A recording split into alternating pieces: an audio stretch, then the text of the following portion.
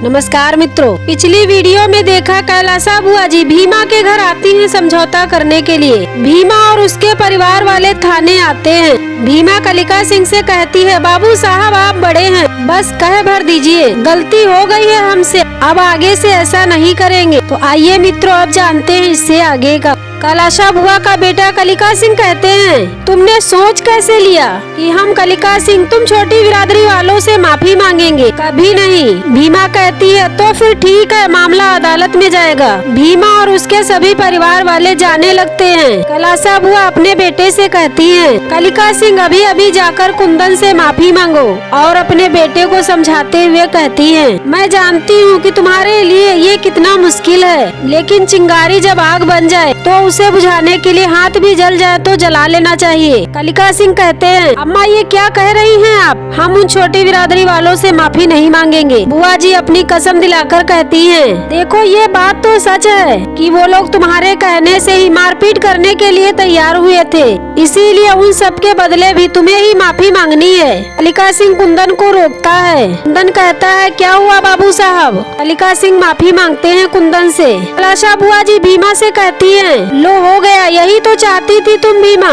भीमा कहती है, ये हम नहीं चाहते थे कैलासा बुआ जी, यही होना था। और दरोगा साहब अब हम कोई रिपोर्ट नहीं लिखवाएंगे, और जो हमने रिपोर्ट लिखवाई है उसे खारिज कर दीजिए। कैलासा बुआ जी कहती है, दरोगा साहब जो रिपोर्ट लिखे हैं उसको फाड़ दीजिए। कैलासा बुआ, कलिका सिंह और सभी लोग थाने से चले जाते हैं। कुंदन कहता है, आज पहली बार कोई हम लोगों से ऊंची बिरादरी का माफी मांगे हैं, और ये सब भीमा की वजह से ही हुआ है, इसीलिए भीमा की जय। भीमा कहती है, भीमा नहीं, बाबा साहब डॉक्टर भीमराव अंबेडकर जी और उनके संविधान की जय। उन्हीं के कारण हम कानून का सहारा लेकर के बाबू साहब लोगों को माफी मांगने पर मजबूर कर सके, इसीलिए बाबा साहब की जय। और सभी लोग बाबा साहब डॉक्टर भीमराव अंबेडकर जी की जय जयकार करते हैं। उधर कैलासा बुआ जी अपने घर में माफी मांगने को लेकर बातचीत करती हैं, और कलिका सिंह अपने भंडार घर में माफी मांगने को लेकर पश्चाताप करता है, और अपने कुछ गुंडों को बुलाकर भीमा को उठवाने की बात कहता है। कैलासा बुआ जी कहती हैं, बड़ी बिरादरी वालों में से सिर्फ कलिका ने ही माफी मांगी है, जिससे वो नेता बन गया है, और हम यही चाहते थे। हम जानते हैं कि वो दबंग है, पर उसे लोग अभी अपना नेता नहीं मानते हैं, और हमारे बाद इस गांव का मुखिया तो उसे ही बनना है,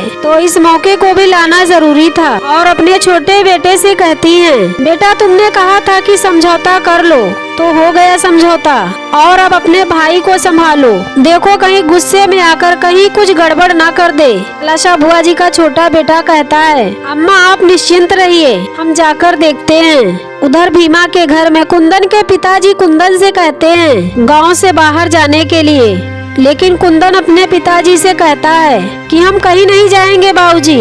भीमा बस्ता लेकर अपनी माँ से कहती है कि इन किताबों में बहुत दम होता है, अभी 4 दिन ही हुए हैं विद्यालय में जाए, मगर देखो कितना कुछ हो गया। बाबू साहब लोग समझौता भी करने आ गए और माफी भी मांग लिए, और जब उनके साथ समय बिताएंगे और पढ़ेंगे तो ये हमको कितना मजबूत बना देंगे।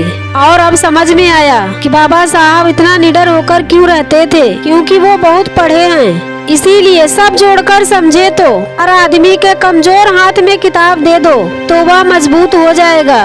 भीमा की माँ कहती है, पता नहीं। भीमा कहती है कि हम कह रहे हैं यही सही है, अच्छा अब हम विद्यालय जाए?